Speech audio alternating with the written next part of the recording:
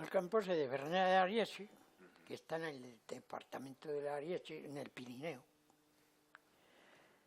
Bueno, y como te explico, trabajaban desde luego y cobraban un sueldo, pues, y como el partido funcionaba en todas las partes, llegamos allí y me dicen, pues, tendríamos que hacer algo para, desde luego, dar más comida. Entonces, montamos desde luego todo un aparato y me dicen, pues tú tienes que quedar responsable de todo esto. De recoger el dinero que los otros cobran,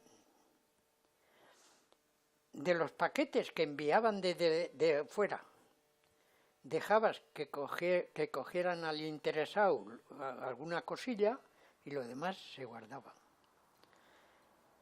Y montábamos cada día, así, una caldera de esas militares, solo para los del partido, los que cooperábamos allí.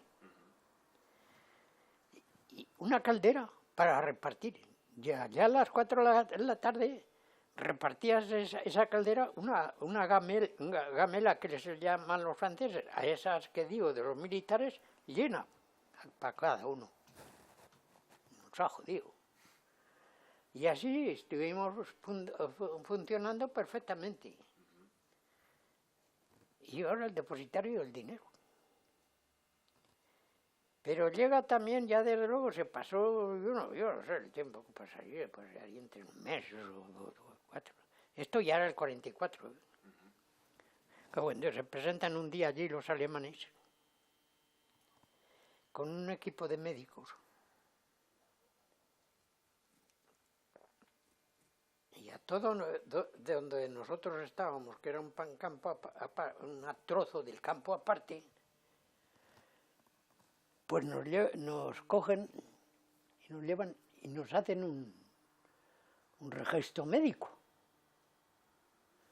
A ver en qué condiciones estaba. Y claro, y sacaron a los que mejores condiciones estaban. Los apuntaron. Entre ellos entraba yo. Bueno, pues llega un día, a los 4 o 5 días después, se presentan allí los autobuses y con los que habían apuntado. Nos sacaron del campo, nos montaron los autobuses y a la estación. A la estación, esto está en el Alto Pirineo, desde luego que desde allí a París habrá más de 1000 kilómetros. Bueno, empezamos todo el día a funcionar, ¿no? Y llegamos a París sobre las 4 de la tarde, o las 5, yo. No. Bueno, porque no sé si pensaban que ya no podían seguir más adelante y nos reparten en París en diferentes sitios. Y yo aparqué, que llegué de los últimos, en desde luego, en una casa militar de los gendarmes. Pero verdadera, era de 4 pisos y tenía desde luego todos los adyacentes, cocina, abajo, y todo el follón. Y como había llenado los pisos de arriba, al grupo que venía conmigo nos tuvieron que meter desde luego al lado de la cocina, donde comían, donde comían los militares. Claro, eso estaba abajo, en el piso bajo, porque los otros estaban hasta en el cuarto. Pero llega el momento de que dicen que había que embarcar. Y claro, para embarcar tenían que dar algo de comida. Y claro, de comida, pero pues una lata por aquí, otra lata por allá.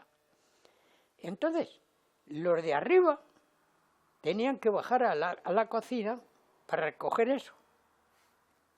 Y en ese momento yo aproveché para decirles, pues ahí está esta facilidad, porque yo ya me había enterado como el comedor, pues las ventanas estaban a 2 metros, por ahí. Oh, Dios. Y los otros no esperan más hostias.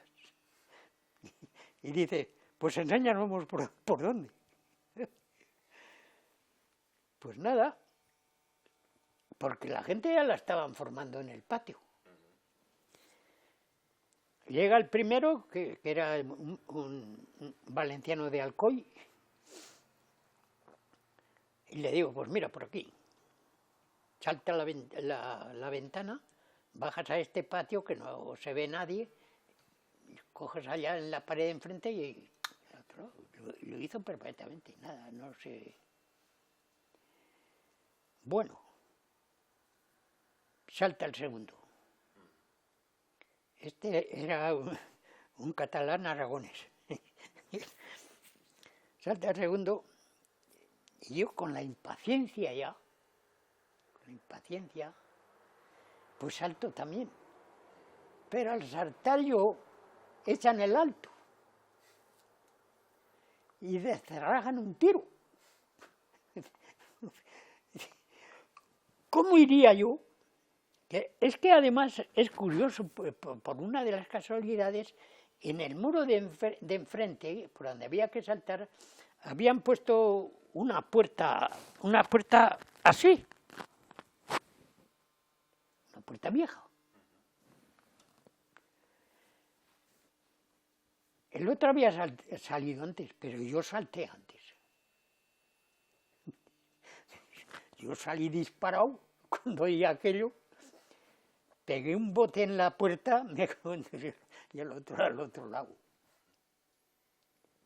Que luego caí al otro lado y se conoce que cogí alguna piedrecita y me jodió desde luego el talón.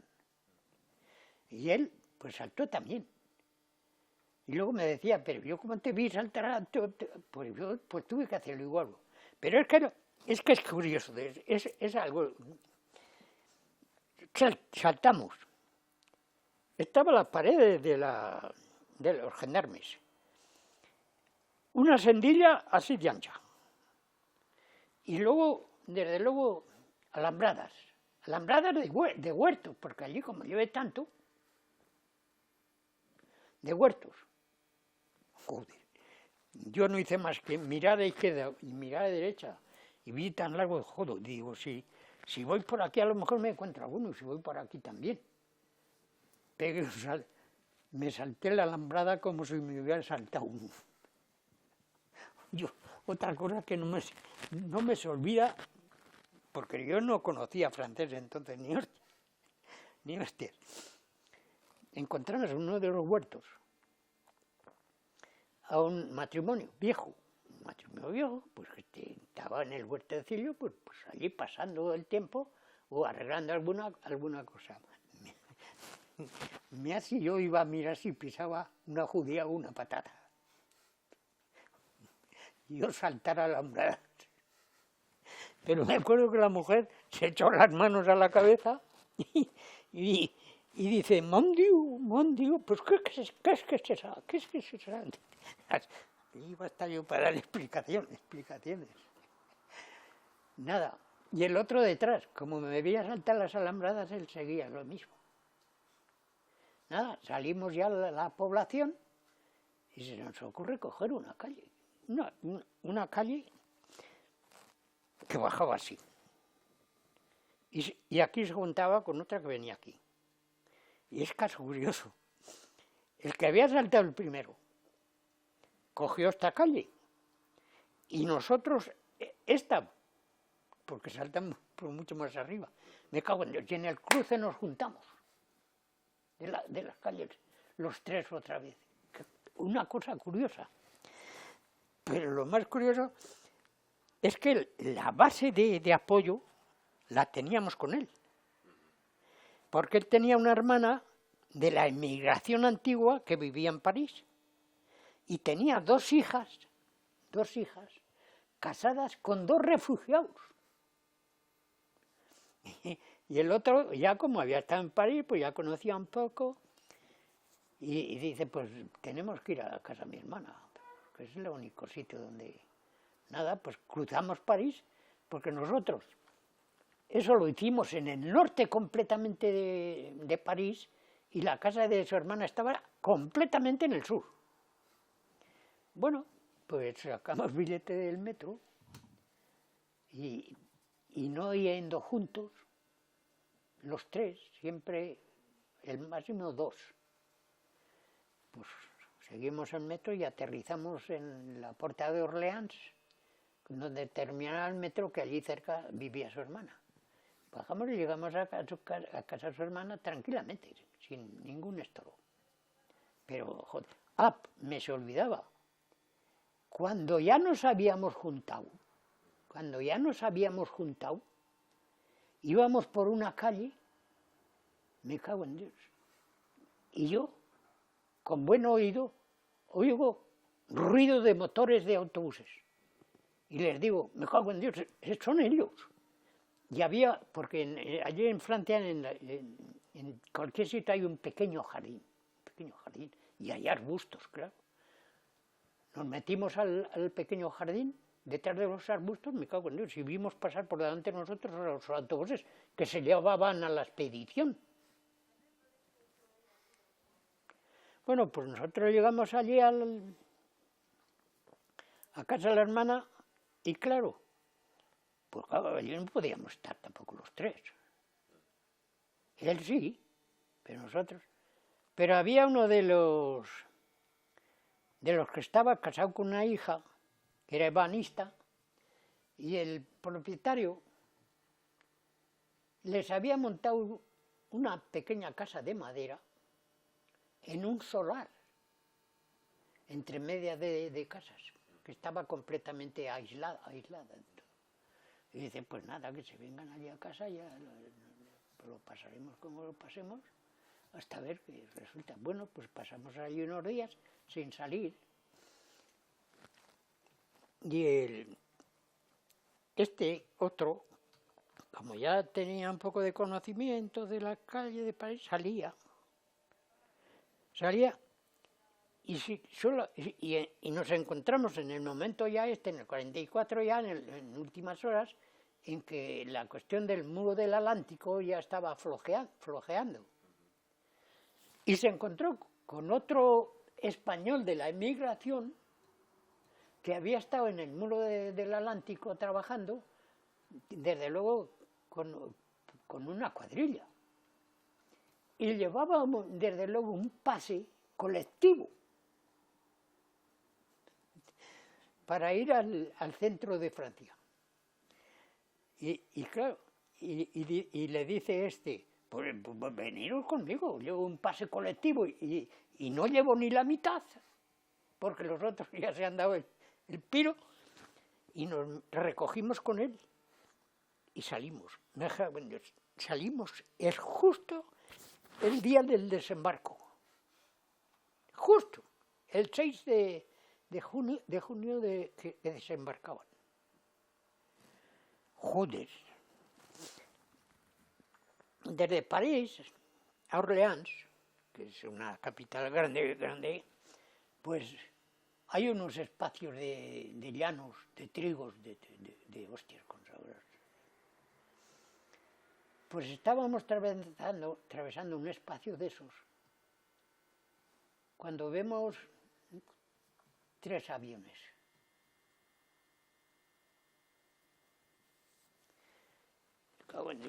Cuando llegan los aviones a la altura del tren, el primero pasó, pero el segundo volvió derecho al tren, y el que le seguía también. No le pegaron ni un balazo al tren, pero a la locomotora la hicieron polvo.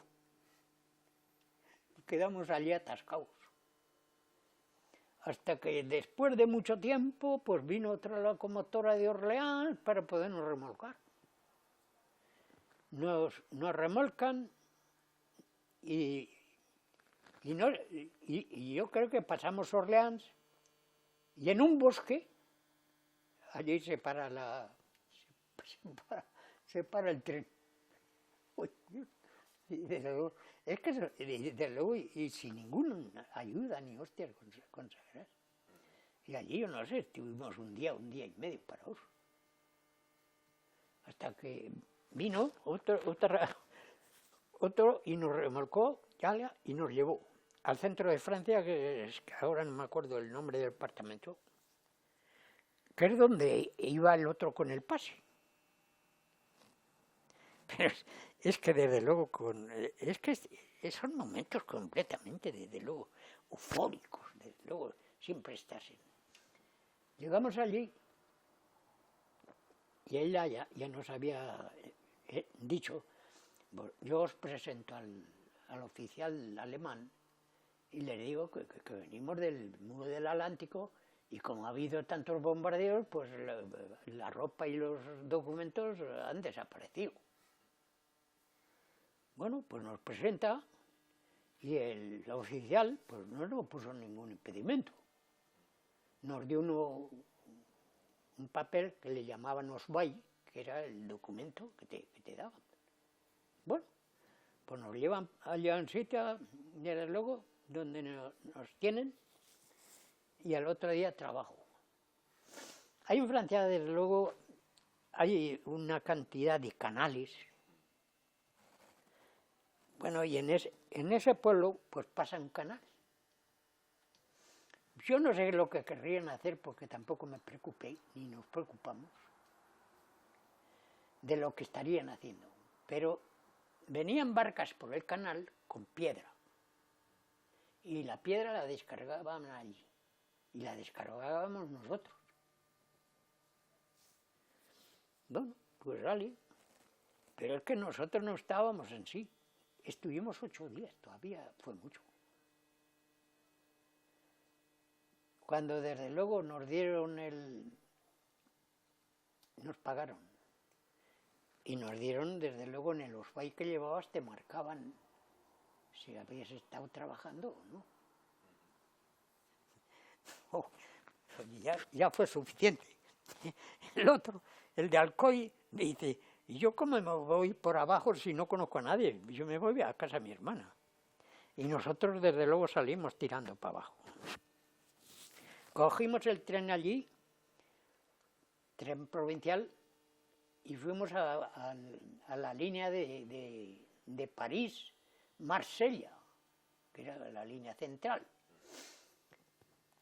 Y pues nada, no pasó, no, salimos por la mañana un domingo, llegamos allí, y desde luego, que venía conmigo, que ya digo, era una catalán aragonés, pues yo no sé el por qué, que yo ahora no me explico, tampoco porque, pues, tatareaba un poco las palabras francesas. Entonces llegamos a esa estación, sacamos, y me dice, él me dice, no podemos estar aquí porque aquí va a estar frecuentando la policía. Nos vamos a Entre Líneas a esperar el tren. Esperar el tren. Que pasó a las 12 de la noche. Y claro, pues allí, arrumbados, pues todo el tiempo hasta que llegó el tren. Llegó el tren, él ya me había dicho, dice, no te preocupes, en el momento que subamos al tren yo voy a buscar al del tren para que nos dé los billetes y le digo que no hemos tenido tiempo de coger billete. Pues así lo hizo. Subió, se fue al responsable del tren, le dio los billetes, pero es que ese tren pasaba por la llamada línea de demarcación de los alemanes con los franceses, porque montaron una línea de demarcación. Aquí quien funciona somos nosotros, abajo funcionaban a medias. Entonces, paraban el tren en el pueblo de la línea de demarcación esa y registraban el tren. Yo con tan mala suerte, pues yo me eché al lado contra el tren. Me escondí entre dos vagones, digo, cuando pasen. Y el otro se empezó a correr por los vagones en el tren, pero tuvo la suerte de llegar, desde luego, a un departamento del tren que iban franceses.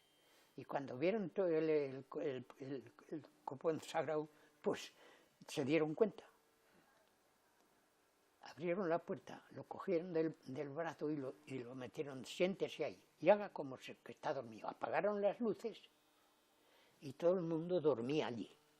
El otro pasó con la linterna, mirando, y como vio a todo sin luces y que todo el mundo dormía, pues pasó. Yo tuve la mala suerte de que el cabrón, yo dije, bueno, pues ya pasa el vagón, ya puedo subir. Pero el muy cabrón, cuando pasó el vagón, se asomó por la puerta del otro con una linterna a la contravía, cuando yo estaba subiendo por la parte trasera. Joder, cuando yo me di cuenta, ya lo tenía por detrás cogiéndome por el cuello. Buena madre la hostia. Entonces, pues nada, a la comisaría que tenían, allí desde luego pues me pidieron alguna explicación, que desde luego yo no podía darles muchas porque desde luego ni conocía alemán, ni el francés tampoco estaba a la altura. Yo lo único que estaba a la altura es de los hechos.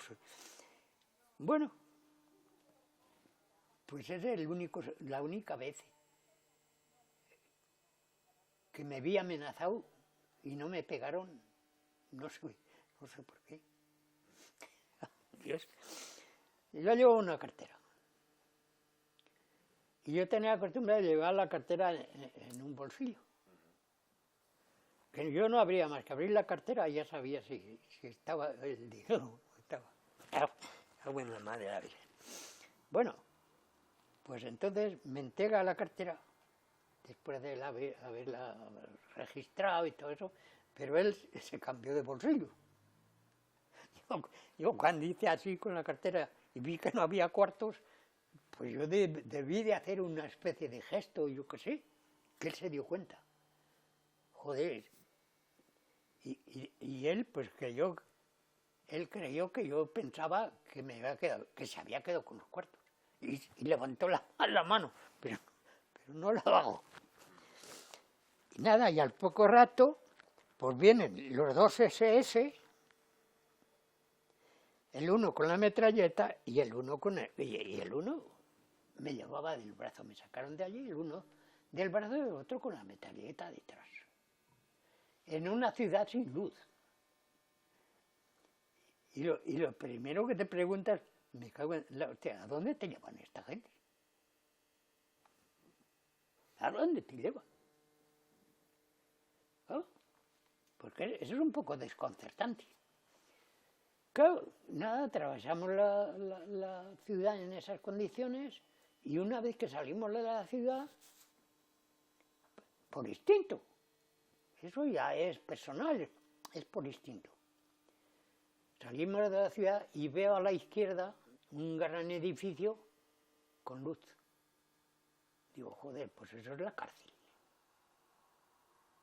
Estos me llevan a la cárcel ya yo me sosegué, porque digo, estos me llevan a la cárcel, que en efecto me llevaron allí, me entregaron y me dejaron y se fueron.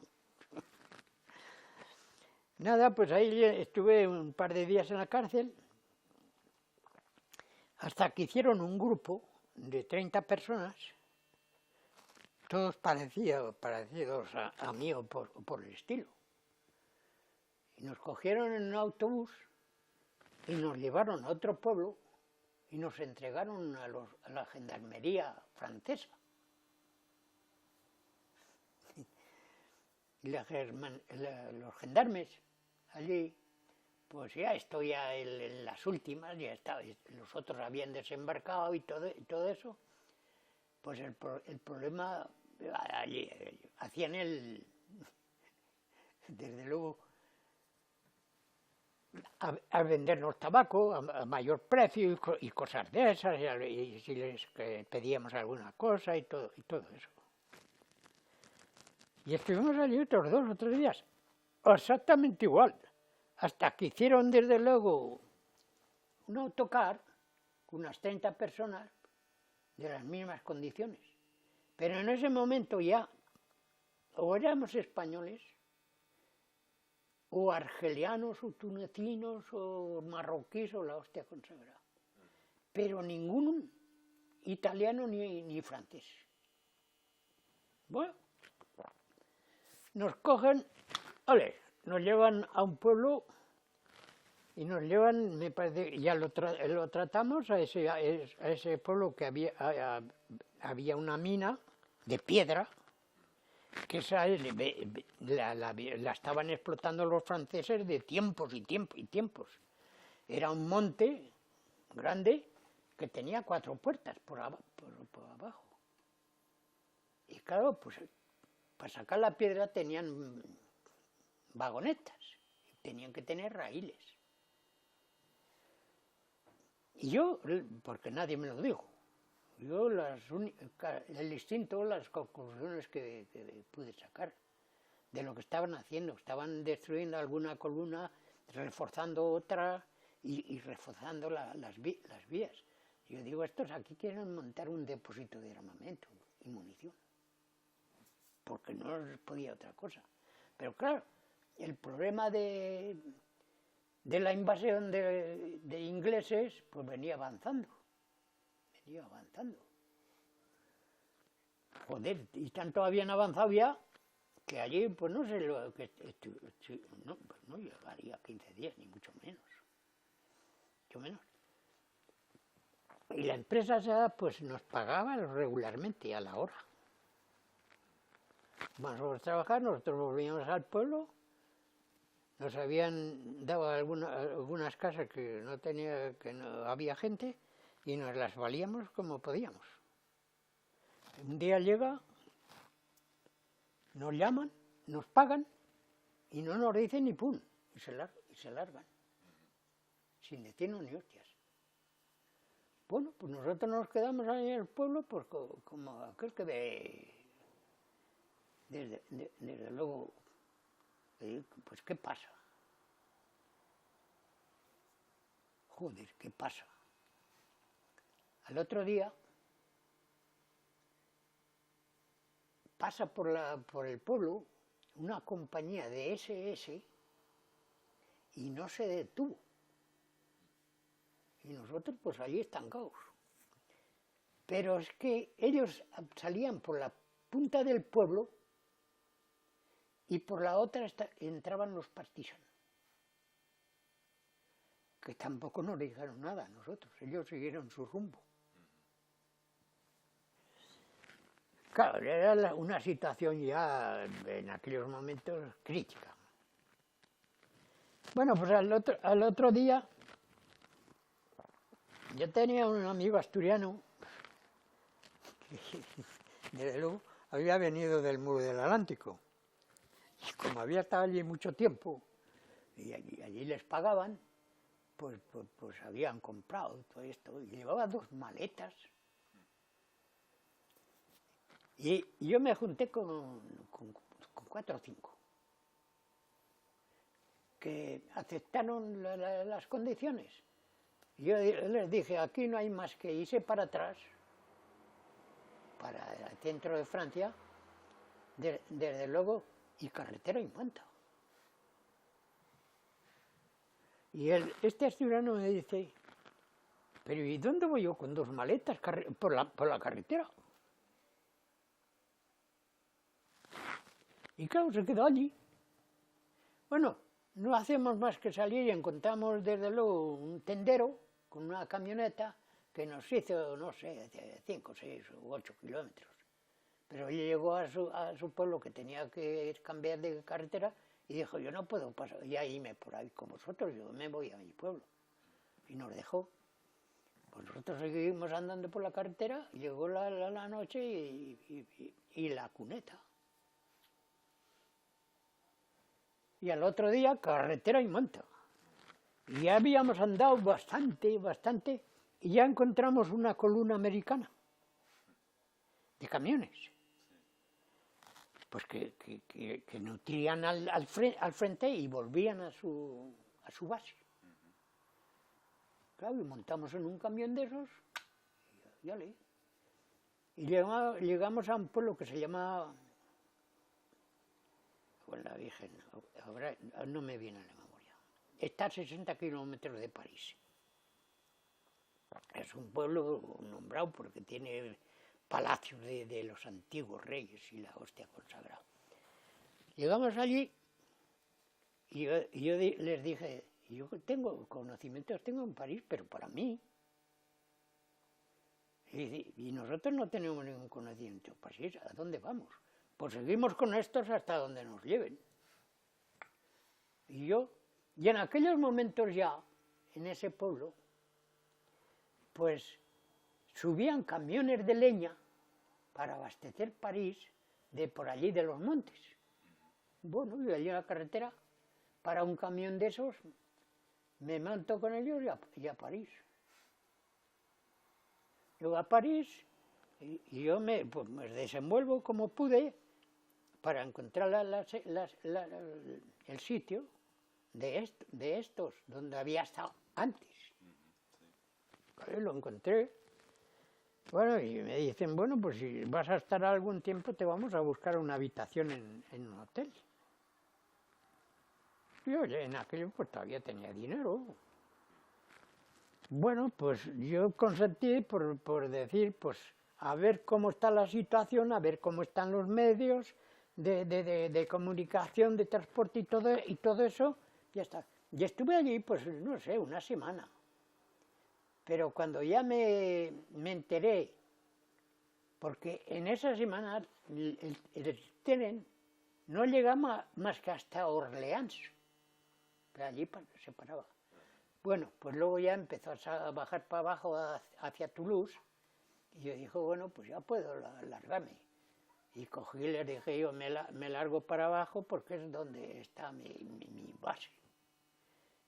Y me bajé desde luego hasta Rodés, capital del Aveyron. Que allí yo tenía la base porque tenía los conocidos de la mina, y además gente del partido que había venido allí a trabajar a la mina por tener un escondite. Bueno, y cuando yo bajé, ya tenía montado él en Rodés todo el aparato. Y llegué y claro, y pues a mí, pues claro, me cogió. Y dice, pues vas a tener que ocuparte de un departamento, desde aquí. Y yo iba de vez en cuando a ese departamento a controlarlo, desde luego, y a dar instrucciones y otra serie de cosas a los del partido. Y así estuvimos, pues no sé, un par de meses. Pero en aquellos tiempos, desde luego, se hacían unas reconversiones, desde luego, de direcciones y toda esa serie de cosas. Y llega un día y me dice, pues me han planteado del partido que esto lo tenemos que hacer más pequeño y vamos a hacer una dirección de 5 en Clermont-Ferrand,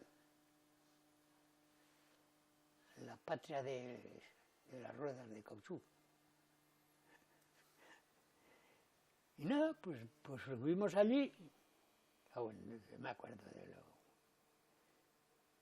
Porque es que desde luego es que el viaje que hicimos en pleno diciembre,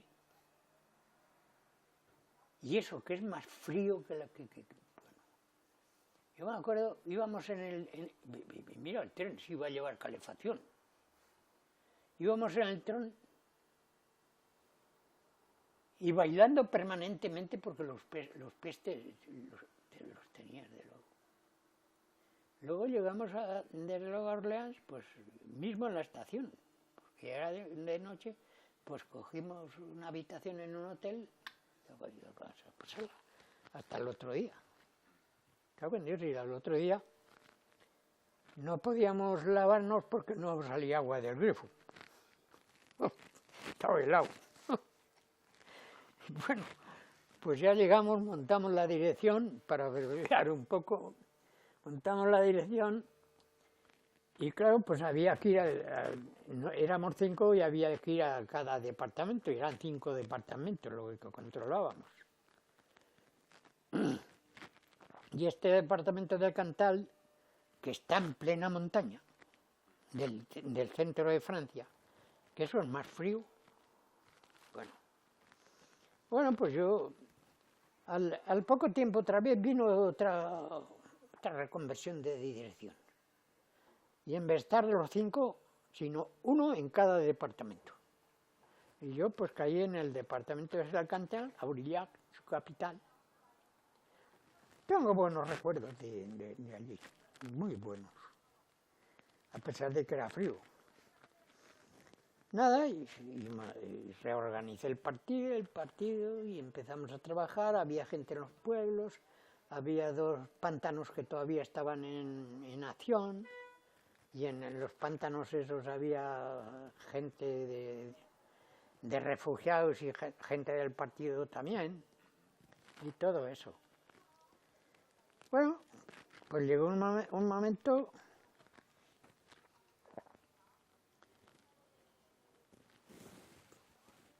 ¿qué has mirado de aquello? Si lo quieres, lo copias. ¿Qué es? Míralo.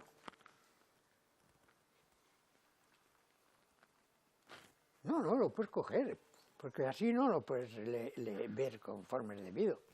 Te lo digo para si lo quieres copiar. Vale. Luego. Sí. Entonces, pues allí trabajamos, los pantanos se fueron apagando. Claro, pues porque iban terminando. Y la gente cuando se acababa el pantano se tenía que largar, porque el trabajo no andaba así por las calles ofreciéndose. Y claro, pues yo seguía frecuentando, que todavía existía uno de ellos, de los pantanos, que estaba a unos 50 kilómetros de Aurillac, y subía de cuando en cuando. Y había otros 2 o 3 del partido en otro pueblo cerca, y claro. Y así llegó el momento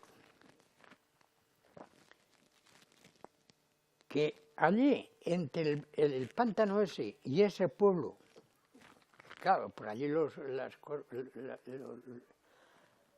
son formidables los sitios. Pues me parece que ya lo comentamos, un arquitecto español, ¿cómo se las arreglaría? Porque no, en aquellos momentos no reconocían las profesiones en Francia.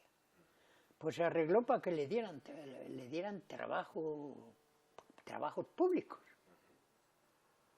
Y se había montado, desde luego, una cuadrilla de unos 12, que todos eran del partido, hasta el que dirigía la obra. Y naturalmente, pues, desde luego, un día les propuse, digo, bueno, el sábado y el domingo no trabajáis.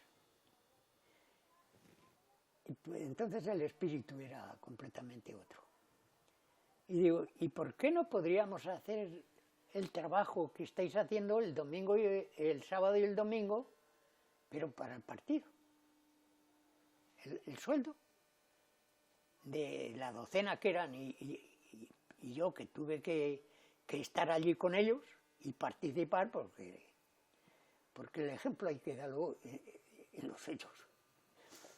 Pues nada, aceptaron.